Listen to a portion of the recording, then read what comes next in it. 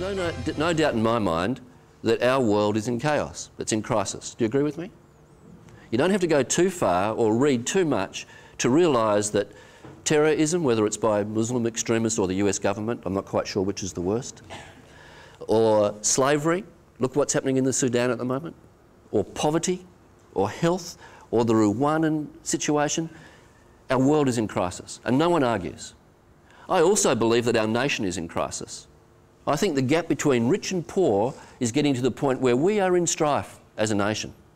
I think the way that our Indigenous people are treated in their health and their communities and the potentials they've got means that as a nation we're in crisis.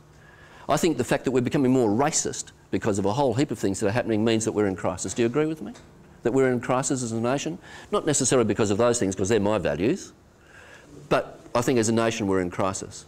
I also believe that many of our communities are also in crisis. Crime rates, suicide rates, people being disenchanted and disassociated with their communities, poverty, so many different things in so many different communities mean that our communities are in crisis. But do you know what? The hardest thing that we've got to do often in our communities is to self-diagnose that there is something wrong. And do you know why that is? It's because in comparison, our worst communities, in comparison to the rest of the world, are still in paradise. Now, everybody in Australia is in the top 2 or 3% of the world's richest people, which is pretty sad, isn't it? Now, when you see the gap between the rich and the poor in Australia and see what's happening there. It's as though that we are so well off that our complacency masks, almost puts a mask in between what we see in reality about what's happening in our community. It so blinds us to the problems that surrounds us that I believe that the social epidemics in our community will swamp us, and often it's going to be too late to do something about it.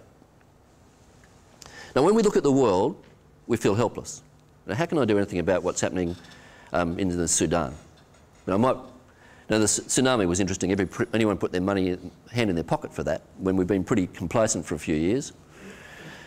But we feel hopeless and helpless when we're dealing with international issues. Often when we're dealing with national issues, we also feel hopeless and helpless. But a lot of people feel as though they can do something about their local communities, and I agree.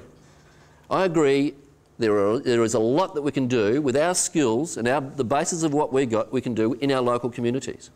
And if we can do great things in our local communities, I think it will build our confidence, especially when we network, to do things at a regional level, a state level, and an international level eventually. But the challenge is to build the methods and the processes, the people and the resources locally to achieve great things locally. Then to network that into regions and so forth.